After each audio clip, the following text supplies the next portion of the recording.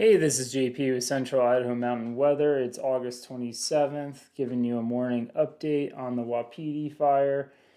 This is a picture from courtesy of Custer County Sheriff's Department of some nighttime firing operations yesterday behind Idaho Transportation Department buildings to the west of Stanley.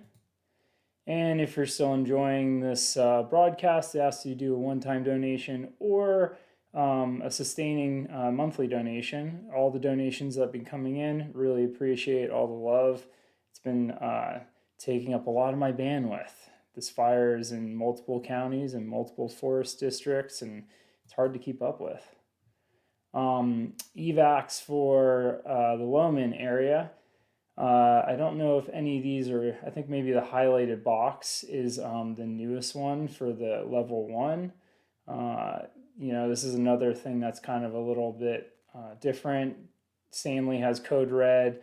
This has different levels where it's ready, set, go in the others. This is by levels. I think the severity goes towards the red because hanging sub valley is in evat or in go.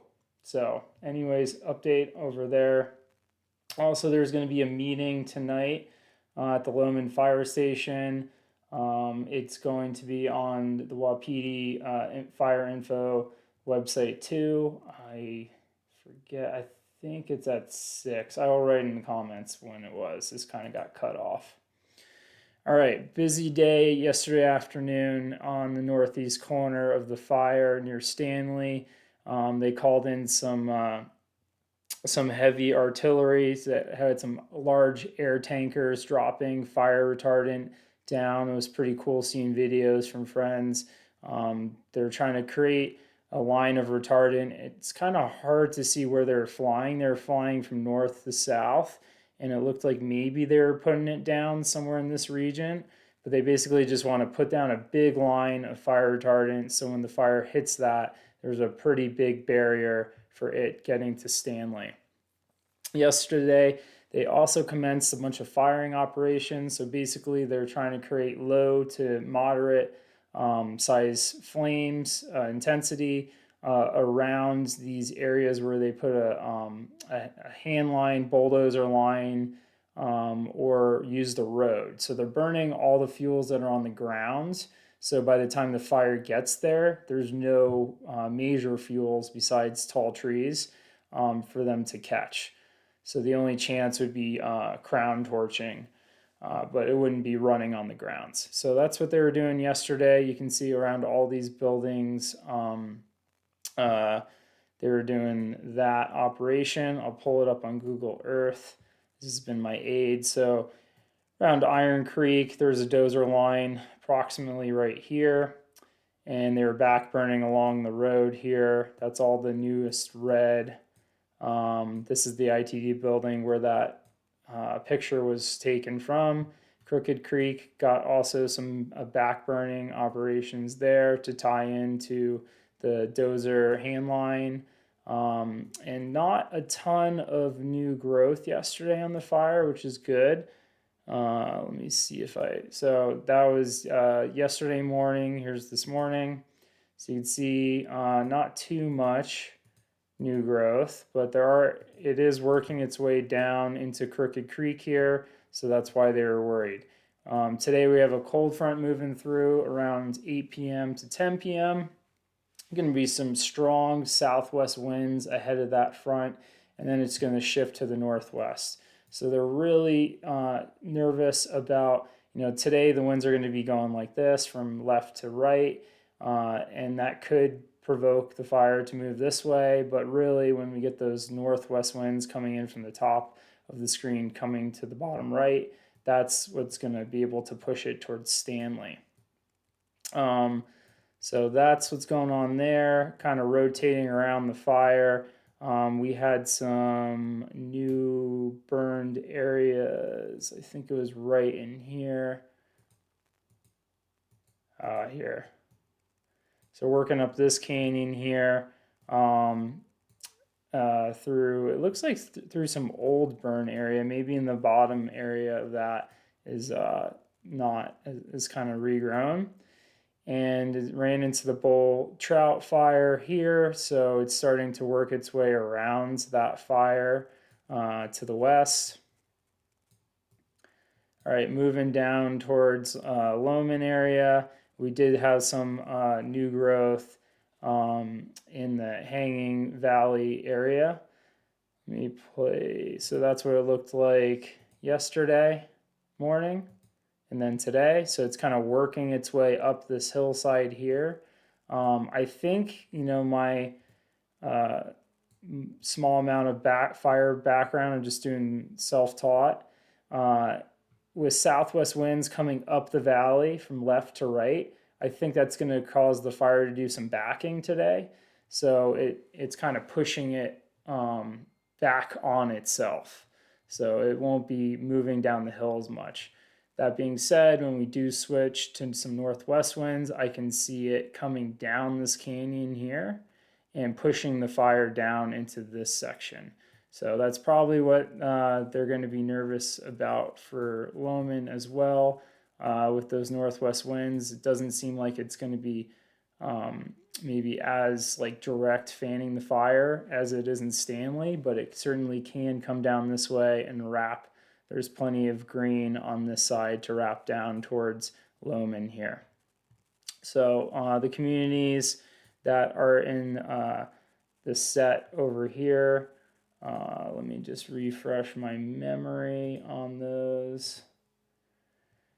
Yeah, so this community here is the 10 Axe and 2 Ravens subdivision, I believe. I could not find the 7 Peaks or where Lightning Creek Road is, so people in Loman, maybe help me out here. It's been pretty hard to track down the information on the subdivisions. So that's the deal, the current deal on the fire. I bet they'll have more air resources on it today. I do not know if the water, if the large air tankers are going to be flying over it again or not. Just one other thing to bring up. It's been on my radar here. This is kind of worst case scenario, but this fire is heading over towards, what is this section here? Let me pull up my other map.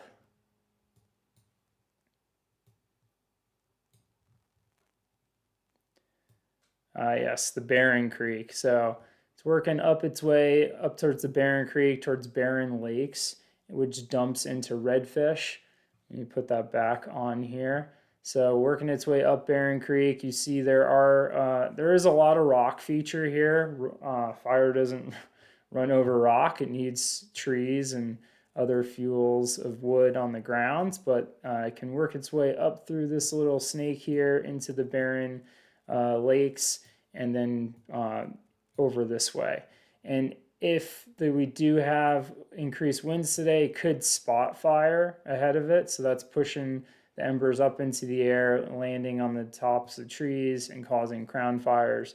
And it could run into Redfish Canyon. I'm not sure, what the probability of that is. It's on my radar, but once it gets in the canyon, with those northwest winds, it could push up again towards Redfish. So I think the SNRA was thinking about doing some closures out there. We did have the Bench Lake fire here, so I am kind of nervous again of the Bench Hut area. But that's much future problem, I think. I'm going to be able to keep an eye on it over the next couple of days. All right, and if you're still hanging with me, let's kind of hop into the weather. This is a weather channel. So the things we're worried about today is that cold front coming through. Here we go. So here's the cold front on the satellite map marked in blue. Those winds ahead of it are going to be coming from the southwest, fanning the fire kind of the same way it's been doing. And beautiful view of Stanley Valley this morning. Let's look at the winds. So this is the MBM model. This kind of puts all the models together. We are on Tuesday morning, so you can see the winds are going to pick up this afternoon. around noon. The winds are going to increase and gusting up to 30, 35 miles per hour. And those are going to kind of cool off, die down around 3 a.m. is when we're going to have the winds die down, and then they shift to the northwest. Now I'll pull up the GFS for Wednesday to give us a little bit better picture of what's going to happen. So Wednesday is when we have the wind shift to the northwest by 3 p.m. We're going to have gusts in the 20 mile per hour range, and then it kind of goes away, that system. So with that, we're not seeing moderate smoke today. That's going to increase today as the fire gets fanned. And then play the HERF smoke forecast here. So this is where the fire is right now on the northeast side. You can see today when those southwest winds pick up, it's really going to ramp up the smoke and send it up and north, kind of just south of Chalice area. And then Wednesday, when we get those northwest winds, it's going to wrap it down towards the Wood River Valley. So we're going to be probably seeing some more smoke by Wednesday afternoon from that fire shifting directions. All right, stay safe out there. Make sure you are planning your evacuations if you are in the set, and be keeping up with fire updates.